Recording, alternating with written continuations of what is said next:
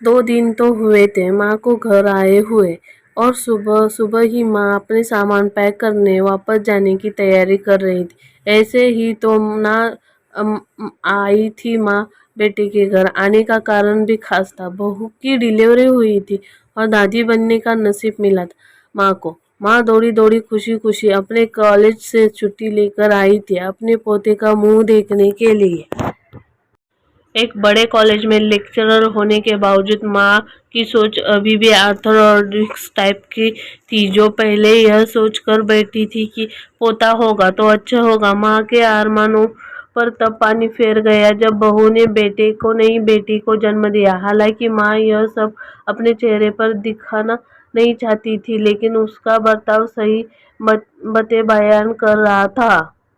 माँ को वापस जाने की तैयारी करता देख बेटा माँ के पास गया और माँ से बोला, माँ 2 दिन तो हुए तुम आने और तुम जाने की तैयारी कर रहे हो। अरे बेटा, तुम तो जानते हो वो कॉलेज फिर से शुरू हो गया है। तुम्हारे पापा और मेरे लेक्चर्स फिर से शुरू करने पड़ेंगे।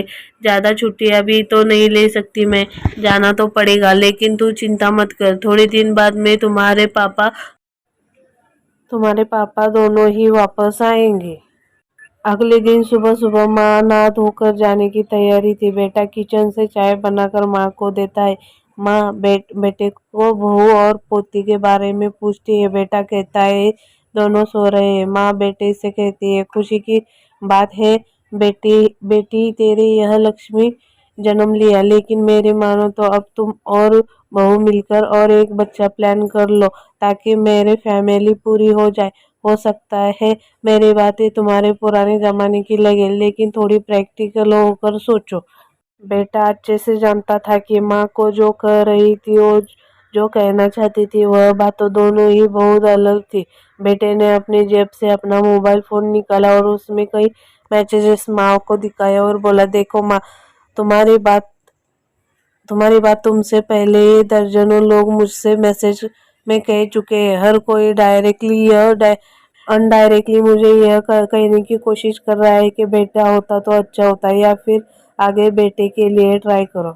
माँ, तुम चाहे मुझे जो भी समझने की कोशिश करो, लेकिन मैं यही कहूँगा कि तुम और पापा दोनों ही अभी भी पुरानी सोच की पकड़े हुए हैं। और ऐसा मुझे इसलिए कहना पड़ रहा है क्योंकि अगर मेरा बेटा हुआ होता तो आप इतनी जल्दी जाने की तैयारी न कर रहती होती और उसे अपने हाथों में लेकर यहाँ से वहाँ खिला रही होती, और पापा भी यह पर होते।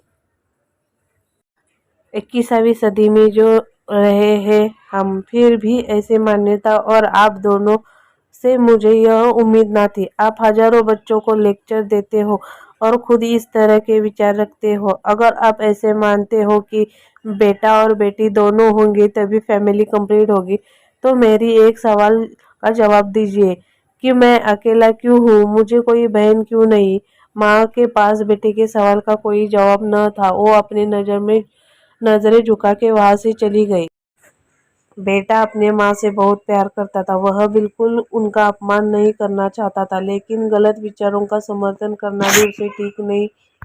यह सारी बातें बहू ने भी सुन ली थी। बेटे ने उसके पास जाकर उसका उतरा हुआ चेहरा देखकर उसे समझाते हुए कहा, देखो चारू, तुम्हें माँ की बातों से या किसी और की बातों से परेशान होने की ज़रूरत बिल्कुल नहीं है।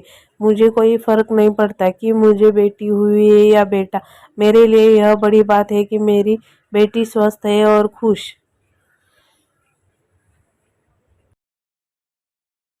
चारू बोली, मैं माँ की इन बातों से किसी की बातों से बिल्कुल परेशान हूँ, लेकिन मैं परेशान ज़रूर हूँ। मैं एक समाज सेविका हूँ और मैं हर दिन कई लड़कियों से मिलती हूँ। अचरज की बात यह है कि मुझे आज तक एक भी लड़की ऐसी नहीं मिली जो कहती हो कि लड़की होने की वजह से अलग तरीके से ट्रीट ना किया गया हो वह या कुछ सहना ना पड़ा हो। मैं खुद एक औरत हूँ और मुझे इस बात का अनुभव मैंने भी किया है।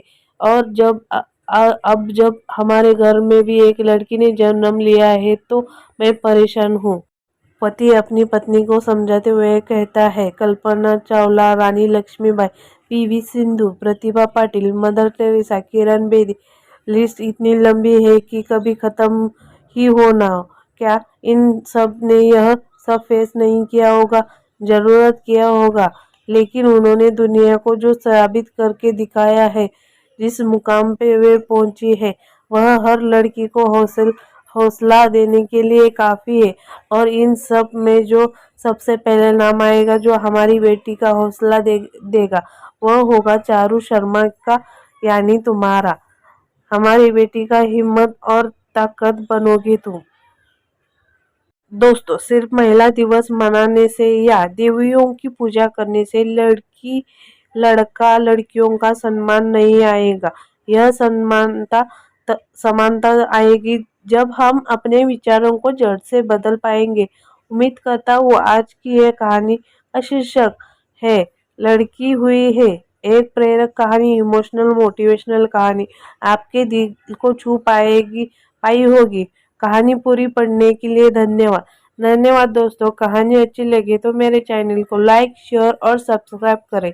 और ये कहानी नहीं, ये हकीकत में भी ऐसा ही चल रहा है हमारे देश में।